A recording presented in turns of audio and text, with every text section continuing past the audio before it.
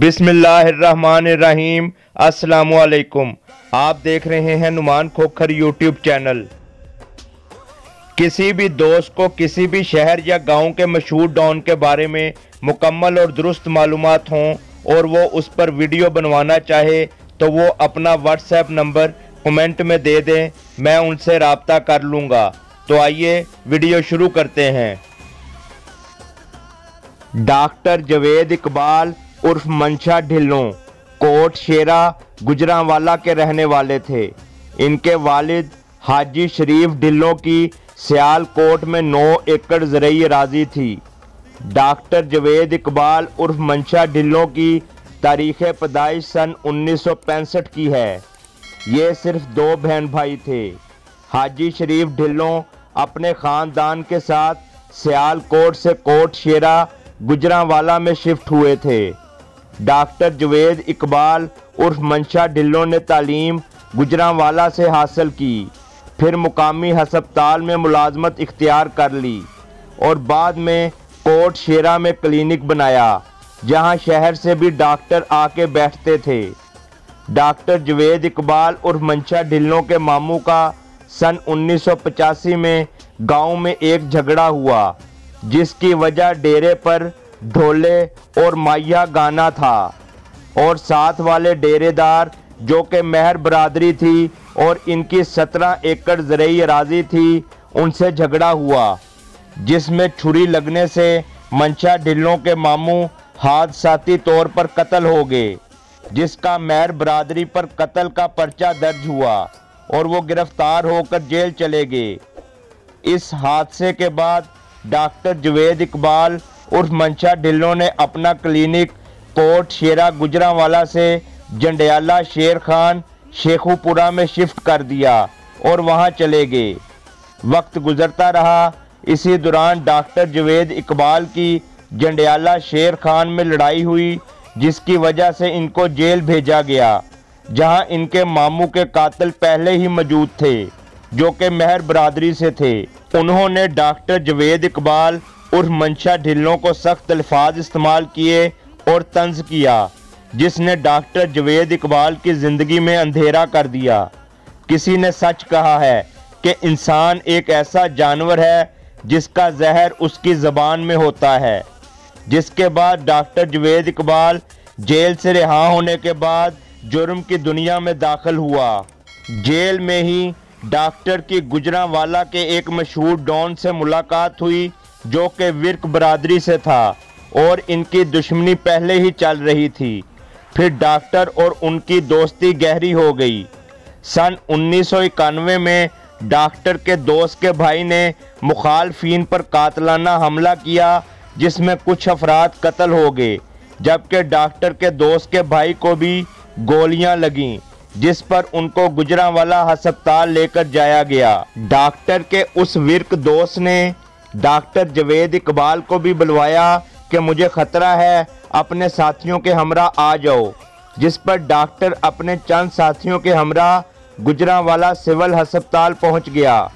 Doctor का दोस्त अस्पताल के अंदर था, जबकि डॉक्टर अपने साथियों के हमरा बाहर था कि टोयोटा पर सवार 7 अफराद आए, जिनके बंदे कत्ल हुए थे, जिन पर डॉक्टर ने फायरिंग कर दी।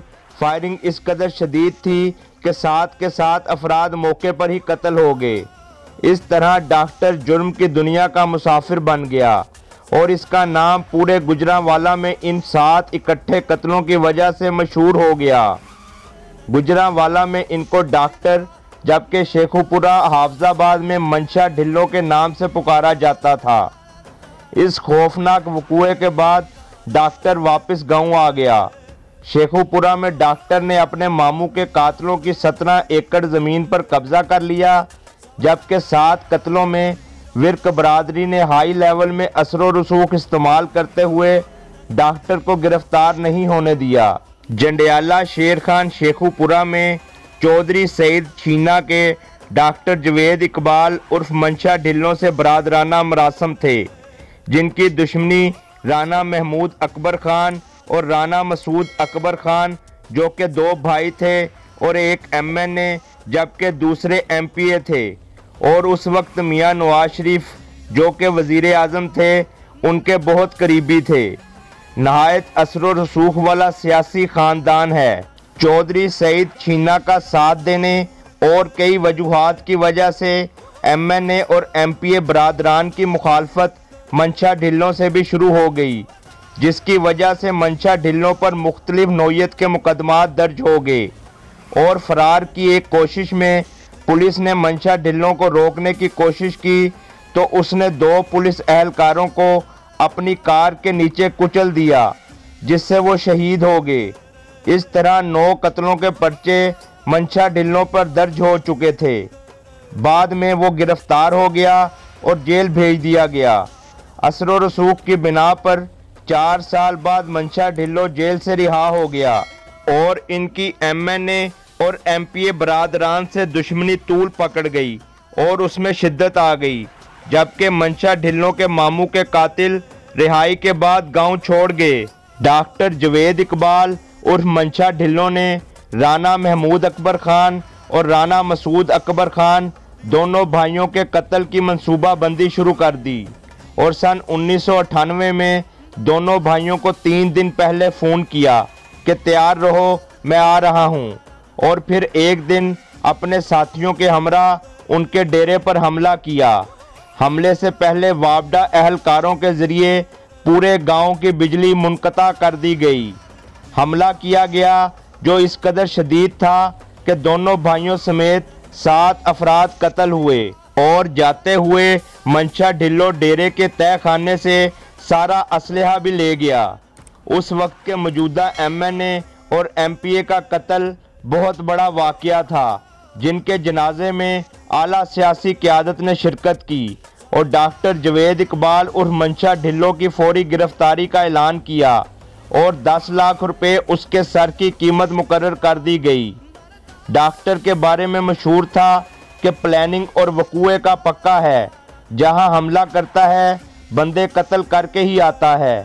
फैसलाबाद चक झुमरा के मशहूर दुश्मनदार चौधरी नवाज बाजवा अल मारूफ नवाजा सिख, जिनकी बहुत बड़ी दुश्मनी थी, डॉक्टर जवेद इकबाल उर्फ मंशा ढिल्लों उनके रिश्तेदार थे और उनकी दुश्मनी में भी उन्होंने नवाजे सिख का साथ दिया था।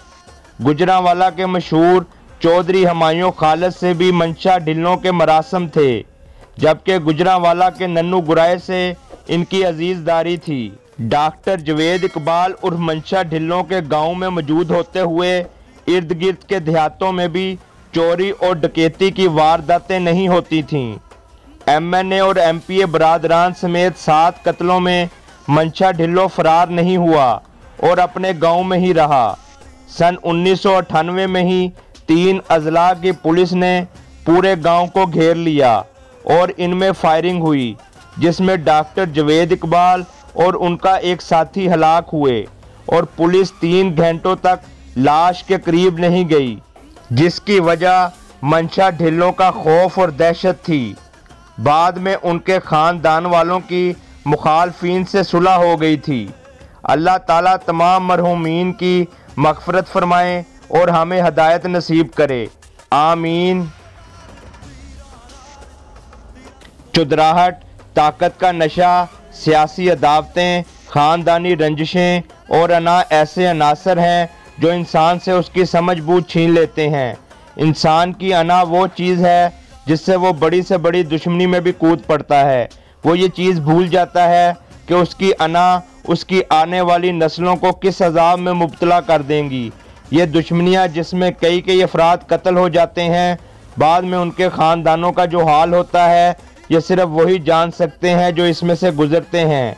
अपने प्यारों को खोने का दुख सिर्फ वही समझ सकते हैं जो अपने प्यारों को खोते हैं। जुर्म की दुनिया किसी को माफ़ नहीं करती, इसीलिए आजिज़ी और दरगुजर का हुक्म दिया गया है और गुस्सा इसी वजह से हराम करार दिया गया है। हमें अपने अंदर बर्दाश्त पैदा करनी चाहिए और ऐसी बातों से इज्तनाब करना चाहिए जो किसी भी दुश्मनी का बायस बने। मेरा मकसद नौजवान नस्ल को जुर्म की दुनिया से बचाना है, जिसमें वापसी का रास्ता नहीं होता और ज़िल्लत और रुसवाई ही उसका मुकद्दर बनती है।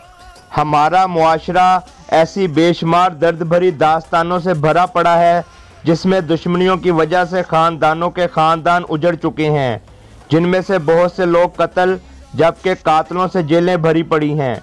कत्ल को एक लम्हे का पागलपन करार दिया गया है। कत्ल के पीछे नफसियाती अवामिल भी हो सकते हैं और किसी खित्ते की रवायात भी। इस एक लम्हे के पीछे कोई हादसा, वाकया या कोई और ही ड्रामा होता है जिसके असरात अंदर ही अंदर काम कर रहे होते हैं। ज़िंदगी एक बार मिलती है, लिहाजा अच्छी और शराफत भरी ज़िंदगी गुजारनी चाहिए और दूसरों के काम आने की कोशिश करनी चाहिए। मेरी तमाम वालिदैन से गुजारिश है कि अपने बच्चों की तालीम और तरबियत पर ख़ास तवज्जो दें और उन पर कड़ी निगाह रखें ताकि वो अच्छे और शरीफ शहरी बन सकें और मुल्क पाकिस्तान की तामीर और तरक्की में अपना अहम किरदार अदा कर सकें, क्योंकि माँ की गोद को अवलीन दरसगाह कहा गया है। उम्मीद करता हूँ आपको वीडियो अच्छी लगी होगी। मेरा channel Numan Khokhar subscribe, like और शेयर करना ना भूलें और बेल का बटन ज़रूर दबाएं ताकि आपको नई आने वाली वीडियोस मिलती रहें। इसके साथ ही मुझे इजाज़त दें। अल्लाह हाफिज़।